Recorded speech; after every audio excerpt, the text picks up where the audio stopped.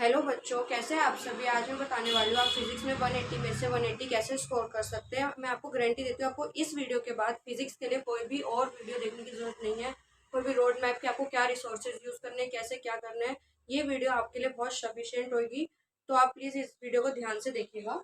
तो पहले चार चीजें बहुत इंपॉर्टेंट है फिजिक्स के लिए और किसी भी सब्जेक्ट के लिए। चार चीजें अगर आपने ये चार चीजें नहीं की तो आपका सिलेक्शन होने से रुक सकता है। अगर आप ये चार चीजें कंप्लीट है तो आपको कोई नहीं रोक सकता आपके सिलेक्शन के लिए। पहली क्या सबसे जरूरत है, सिलेबस। पहली चीज कि हमारा सिलेबस कंप्लीट होना चाहिए। जब तक हमारा सिलेबस ही कंप्लीट नहीं होगा तो हमारा कुछ भी चीज कंप्लीट नहीं होगी। दूसरा, स्टडी मटेरियल कि हम कौन सा स्टडी मटेरियल यूज कर रहे हैं, कितना ज्यादा रिसोर्सेज हम इधर उधर से देख रहे हैं, क्या कर रहे हैं हम, क्या एक ही स्टडी मटेरियल पे शिके क्या। तो स्टडी मटेरियल दूसरा। तीसरा, टेस्ट एनालिसिस और टेस्ट देना कि आप टेस्ट दे रहे हो या नहीं दे रहे, आप उसको एनालिसिस कर रहे हो नहीं कर रहे, कि आप सिर्फ टेस्ट दे जा रहे हो, आप उसको देख ही नहीं रहे हो क्या, टेस्ट में कैसे क्या करना है, ये चीज आपके लिए इंपॉर्टेंट। चौथा, रिवीजन। अगर आपने सब कुछ पढ़ लिया पर आपने रिवाइज नहीं किया तो आप उसको भूल जाओगे। तो ये चार चीजें आपके लिए बहुत इंपॉर्टेंट है। अगर जब तक ये चार चीजें नहीं होगी आप फिजिक्स या किसी भी सब्जेक्ट में बहुत अच्छा स्कोर नहीं कर पाओगे। कुछ ना कुछ आपके चैप्टर में, आपकी फिजिक्स में, केमिस्ट्री में, बायो में कहीं ना कहीं आपकी कमी रही जाएगी किसी ना किसी सब्जेक्ट में। फिर दूसरी चीज, आपका रीजन क्या है। मेन रीजन क्या है कि आप 180 में से 180 स्कोर नहीं कर पा रहे। कुछ तो रीजन होगा जिस वजह से आप नहीं स्कोर कर पा रहे, वरना आप कर लेते। तो पहली चीज, सॉल्व टू मैनी रिसोर्सेज और बुक। आप बहुत सारी बुक्स या रिसोर्सेज यूज करते हो कि चलो इधर से भी मैं यूज कर लूँ, मैं ये वाली भी बुक रिसोर्स ले लूँ, मैं वो कर लूँ, और आप कर कुछ नहीं पाते। आप कि आप ये भी नहीं कर पा रहे, एक बुक भी कंप्लीट नहीं कर पाते एक टाइम पे। आपको ये लगता है कि ये बहुत सारा बर्डन हो रहा है और आप करते हो कि नहीं, मेरे को तो मैं सारी बुक से ले लूँ और मैं कर एक भी बुक नहीं पा रहा। तो आपको सबसे बड़ी चीज ये नहीं करना। आपको एक ही बुक पे स्टिक रहना है जब तक वो कंप्लीट नहीं हो जाती, जब दूसरी बुक पे जाना है। दूसरा, ओनली स्टडिंग फ्रॉम टीचर कि सिर्फ टीचर ने जो पढ़ा दिया हमने पढ़ लिया, 2 घंटे की जो क्लास थी हमने वो ले ली, उसके बाद हम आपसे कुछ नहीं करते कि हमको रिवाइज करना है। सर टीचर ने आए, टीचर ने आपको रिवाइज करवाया, डेट्स इट। उसके अलावा बस टीचर पे ही डिपेंडेंट, आप अपने आप से कुछ नहीं कर रहे हो कि आपको क्या करना चाहिए, आपको रिवाइज करना चाहिए, आपको क्वेश्चन प्रैक्टिस करनी चाहिए। नहीं, जो टीचर ने करा दिया उसी पे स्टिक है। तीसरा, treating physics as a bio. आप फिजिक्स को बायो की तरह ट्रीट करते हो कि हाँ हमको तो याद हो जाएगा सारा, हम एक बार ही हमने पढ़ लिया तो हमको सिर्फ याद हो जाएगा। फिजिक्स ऐसे नहीं होती। फिजिक्स में हमको हाथ चलाने पड़ते हैं, हमको क्वेश्चन प्रैक्टिस।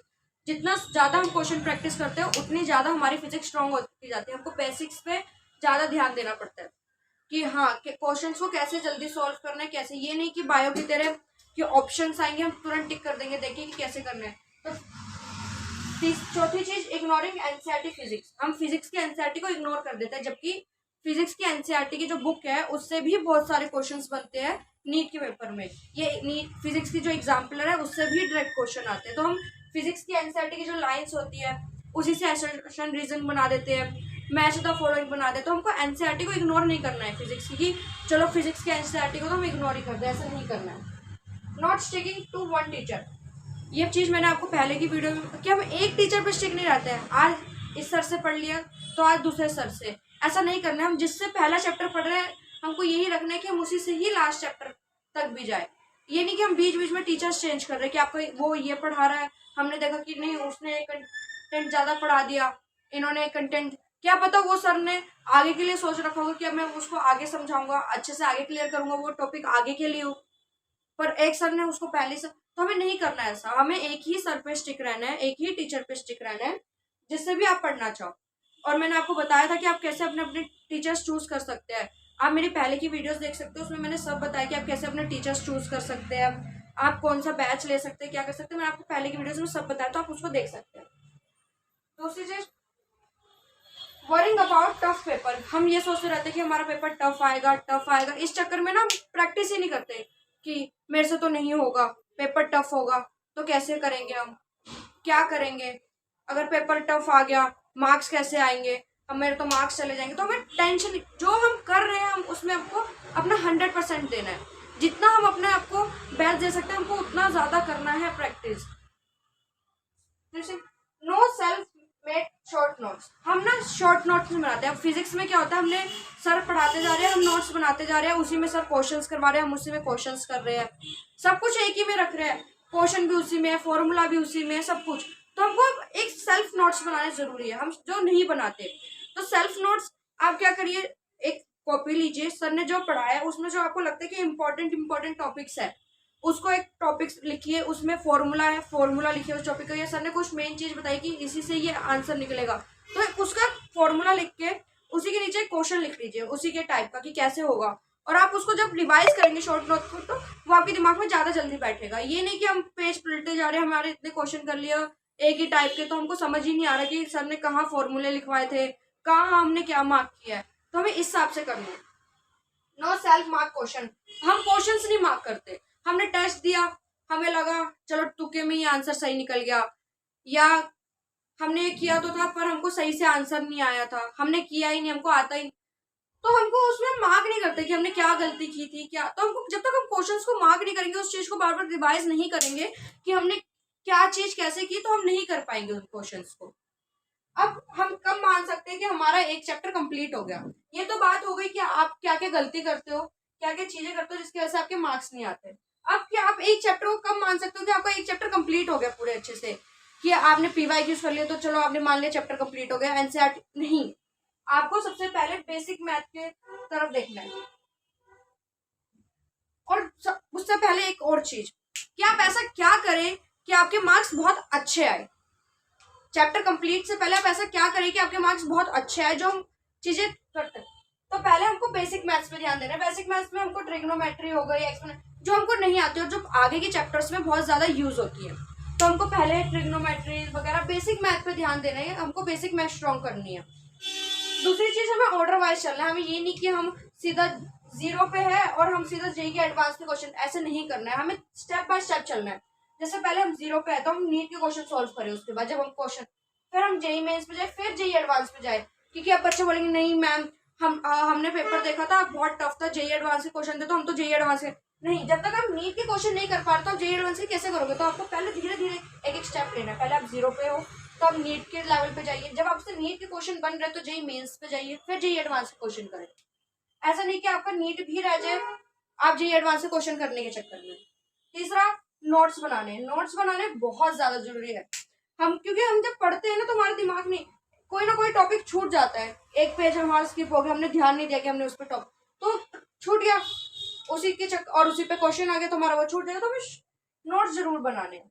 फॉर्मूला शीट, अब एक चैप्टर में 20-30 फॉर्मूला आ गए तो हमको याद नहीं रहता कि फॉर्मूला, तो हमें एक फॉर्मूला की अलग से बनानी है, एक डायरी या कॉपी बना लो और उसमें आप हर चैप्टर के फॉर्मूला लिखो, जो भी सर ने फॉर्मूला लिखवाया वो उस कॉपी पे लिखो, और हर सुबह 10 मिनट में उसको रिवाइज कर लो, कुछ भी कर लो, वो फॉर्मूला शीट आपको दिमाग में बैठने लगेगी, धीरे धीरे आपको फॉर्मूले याद होने लगेंगे। हमको डीपीपी करनी है और एक्स्ट्रा क्वेश्चंस करने हैं। डीपी जो हमको क्लास में डीपीपीज मिलते हैं, डेली प्रैक्टिस शीट्स जो मिलती हैं, हमको उसको सॉल्व करना है, टेस्ट देना है, एक टाइम लिमिट बना के करो कि ये जो टेस्ट है 20 मिनट का, तो हमें इसको 20 मिनट में ही करना है। 40 क्वेश्चन, हमको इन 40 क्वेश्चन को पर मिनट के हिसाब से ही करना है, या उससे कम टाइम में ही करना है, जब भी जाके आपकी प्रैक्टिस बढ़ेगी। फिर आप फिजिक्स वालों में जो फिजिक्स के टीचर्स हैं उन्होंने केपीपी निकाली है, मैराथन निकाली है और संघर्ष टेस्ट निकाला। इसमें क्या है, इसमें आपको कोई भी बुक्स वगैरह लेने की जरूरत नहीं है, इसी में सर सारी थ्योरी आपकी जो भी एनसीईआरटी की थ्योरी के क्वेश्चंस होंगे, या असर्शन रीजनिंग होंगे, ट्रू फॉल्स हो गए, एचसीवी के क्वेश्चन हो गए, जेई क्वेश्चंस हो गए, एनसीईआरटी सब उसमें आपको कंबाइन करके देंगे क्वेश्चन बना के। ये 3 टेस्ट सीरीज को आपने अगर टेस्ट सीरीज या आप डीपीपी मान लो, इनको सॉल्व करना शुरू कर दिया डे बाय डे और चीजें कर दी, तो आपका सारी चीजें इसी में कंबाइन हो जाएगी, सारी चीजें इसी में इंक्लूड हो जाएगी, आपको कोई भी एक्स्ट्रा रिसोर्सेज की जरूरत नहीं पड़ेगी कि आपको क्या लेने क्या नहीं, सारा एचसीवी जेई सब क्वेश्चन इसी में इंक्लूड मिलेंगे आपको। बस आप अगर ये प्रैक्टिस शीट कर लिया आपने डे बाय डे तो आपकी बहुत ज्यादा इंप्रूवमेंट हो जाएगी। फिर टेस्ट और टेस्ट एनालिसिस, हमने टेस्ट देने हैं और फिर उसको एनालाइज भी करना है, बिना टेस्ट एनालाइज किए हम अच्छे मार्क्स, क्योंकि ये होता है ना हमने टेस्ट एनालाइज नहीं किया और जो क्वेश्चन छूट गए तो वो छूट ही जाते हैं, क्या पता उन्हीं में से ही कोई क्वेश्चन बनना हो, उसी के जैसा कोई क्वेश्चन बनना हो, ये सेम क्वेश्चन तो छूट जाता है। हमको उसको एनालाइज करना है कि हमने क्या गलती की है उस टेस्ट में, कैसे करना है। मैं एक टेस्ट एनालाइज की एक अलग से सेपरेट वीडियो बनाऊंगी, तो मैं आपको उसमें समझाऊंगी कि आप कैसे एक टेस्ट पेपर को एनालाइज कर सकते हैं। रिवीजन, हमें रिवीजन करनी है, मल्टीपल टाइम्स हमें रिवीजन करनी है। हमको ये देखना है कि हमको कौन से कैसे शॉर्ट्स नोट्स हमने जो बनाए हम उससे रिवीजन कर सकते हैं, क्वेश्चन प्रैक्टिस से रिवीजन कर सकते हैं। आप 3 बुक्स, अगर आपको लगता है कि आपको कोई बुक्स चाहिए आपको रिवीजन के लिए, तो आप क्या कर सकते हैं, फिजिक्स वाला की सर ने बुक निकाल रखी है, जैसे एनसीईआरटी पंच है, हम एनसीईआरटी पंच से हम सारे सॉल्व कर सकते हैं। एनसीईआरटी फिजिक्स में आपको मिल जाएगा फर्स्ट पेज पे कि कौन से ईयर में कौन से चैप्टर से कितने क्वेश्चंस आए हैं, फिर आपको पूरा इंडेक्स इसमें मिल जाएगा, फिर आपको इसमें पिक्स आ जाएंगे कि आपको कौन कौन सी आपको ग्राफ्स आ जाएंगे, आपके सारे एमसीक्यू स्टेप आ जाएंगे। आपको चैप्टर का स्टार्ट होते ही आपको चैप्टर में सबसे पहले दिखेगा कि कौन से टॉपिक से कितने क्वेश्चन आए हैं और उनके मेन फॉर्मूलाज लिखे होंगे, आपको कॉन्सेप्ट समझाया होगा, और फिर उसके हमको पीवाईक्यूज मिल जाएंगे और लास्ट में आंसर्स।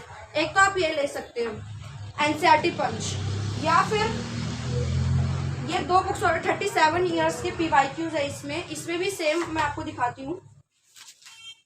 इसमें आपको फर्स्ट पेज पे दिखाया गया है कि कौन से ईयर्स के कितने परसेंट, कितने 12th में से क्वेश्चन आए, कितने 11th में से आए, कौन से कितने क्वेश्चन हैं, सब बताया हुआ है। सिंगल चॉइस कितने, फर्स्ट पेज पे वही हमको दे रखा है कि कौन से चैप्टर से कितने क्वेश्चंस बने हैं, कौन से ईयर में, देन कौन से चैप्टर से कौन से टॉपिक से कितने क्वेश्चंस बने, और उसके बाद हमारे पास क्वेश्चंस आ जाते हैं और लास्ट में, और इसमें जो क्वेश्चंस है वो टॉपिक वाइज दे रखे हैं। अगर आपको टॉपिक वाइज आंसर लर्न करने, रिवाइज करने हैं, तो आपको टॉपिक वाइज भी रिवाइज हो जाएगा। और नहीं आप चाहते हो कि आपसे शॉर्ट नोट्स भी नहीं बन रहे हैं, आपसे फॉर्मूला शीट, आप बहुत आलसी हो, तो आप सर की मैड इजी ले सकते हैं, जो कि ये रही।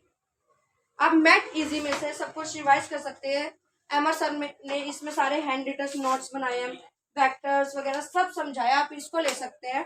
अगर आप इतना ही आलस दिखा रहे हैं, पर आलस से कुछ नहीं होगा जब तक आप अपने हाथ से कुछ नहीं बनाएंगे, शॉर्ट नोट्स आपके दिमाग में वो नहीं बैठेगा। जब हम खुद से लिखते हैं तो हमारे सेल्फ कॉन्शियस माइंड में वो चीजें जाती है, तो हमको ज्यादा याद रहती है। तो ये हम रिसोर्सेज यूज कर सकते हैं, बट आप अपने सेल्फ नोट से भी रिवाइज करेंगे तो आपको ज्यादा याद रहेगा, ज्यादा जल्दी चीजें समझ में आएगी।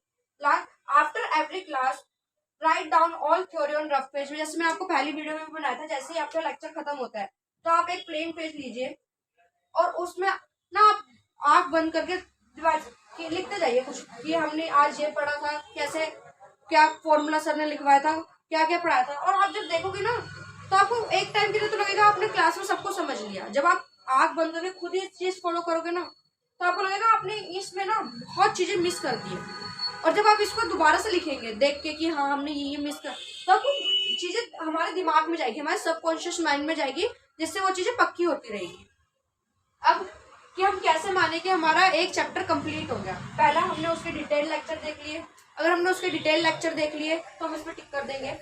देन कि हमने उसके नोट्स बनाए या नहीं, हमको क्लास के साथ साथ ही नोट्स बनाने हैं। ये नहीं कि हम क्लास 2 घंटे की देख रहे हैं और बाद में 2 घंटे नोट्स बनाने, हमको क्लास के साथ साथ ही नोट्स बनाने हैं। और नोट्स बनाने इसलिए इंपॉर्टेंट है क्योंकि हम नोट्स बनाएंगे, हमको ज्यादा समझ में आएगा, हमारे ज्यादा दिमाग में जाएगा। जब तक हम कुछ लिखते नहीं है ना तो हमारे दिमाग में ज्यादा जाता नहीं है, तो हमको नोट्स बनाने हैं। फिर हमको जब चैप्टर खत्म हो गया या उस चैप्टर के बीच में आप शॉर्ट्स नोट्स बनाना स्टार्ट कर दीजिए हर चीज की। आपने एक फॉर्मूला शीट्स बनाई, उसमें जो कुछ इंपॉर्टेंट है तो आपने वो लिख लिया, तो आपको शॉर्ट नोट्स बनाने। एक चैप्टर को कम से कम 20 पेज में आए एक चैप्टर, तो हमको उसको कैसे ना कैसे करके 2 तो मैक्सिमम 3 पेज में ही कंबाइन करना है, उससे ज्यादा पेज में ना जाए हमारे बना के।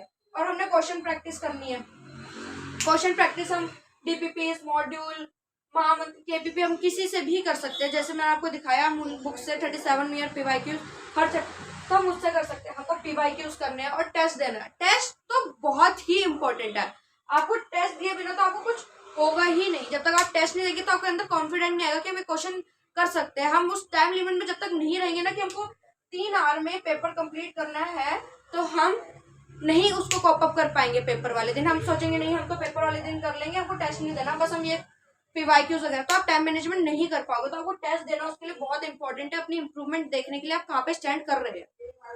अब जैसे कि आपको पता है कि 15 फेब तक सारे टीचर्स अपने अपना सिलेबस कंप्लीट करवा देंगे, तो आपको 15 फेब के बाद 15 मार्च तक फिजिक्स के लिए आपको चैप्टर वाइज हर दिन रिवाइज करना है, पीवाईक्यूज करने हैं। उसको 3 घंटे आपको फिजिक्स के लिए देने हैं बस।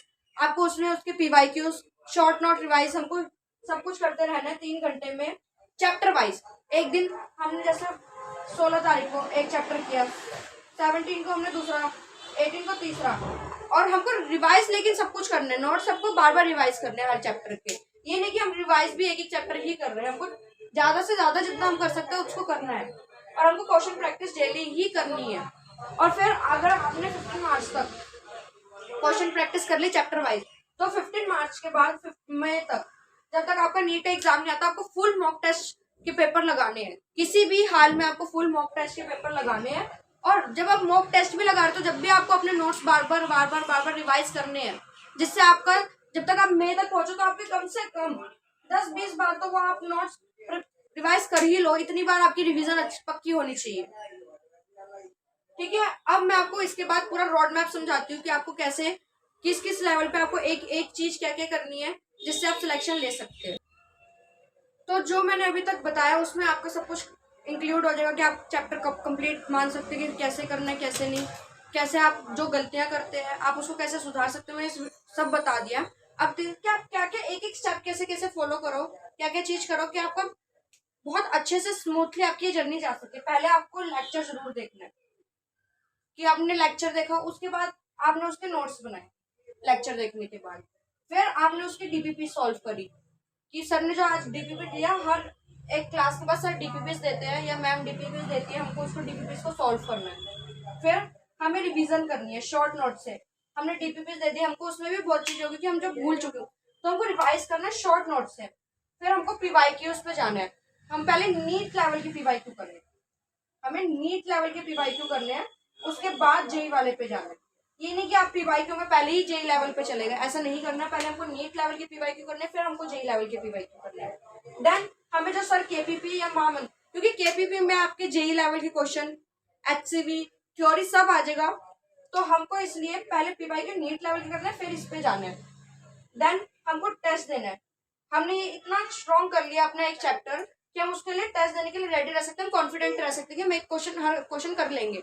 कि टेस्ट में जेई के क्वेश्चन आए, जेई एडवांस से क्वेश्चन आए, नीट के आए, थ्योरी बेस्ड है, ऐसा तो इन क्वेश्चंस में सारा कुछ कंप्लीट करके टेस्ट दे सकते हैं। और टेस्ट देने के बाद हमसे फिर भी कुछ ना कुछ 1% कुछ रह गया, हम भूल गए, हमको टेस्ट के दौरान नहीं आया, हमको दोबारा से उसके लिए रिवीजन करनी है। अपने शॉर्ट्स नोट्स जो आपने बनाए ना उसको आप रिवाइज करिए उस चीज को। तो आपने अगर इतना कर लिया ना, बस जो मैंने आपको आज बताया, तो आपको आपकी सक्सेस से कोई नहीं रोक सकता। आपकी सक्सेस आपके हाथ में होगी, मैं आपको गारंटी देती हूँ। अगर आपने सिर्फ इतना ही आपने फॉलो कर लिया तो आपके अच्छे से अच्छे मार्क्स फिजिक्स में आने के लिए कोई नहीं रोक सकता। Thank you. बाकी की चीजें अगली वीडियो में।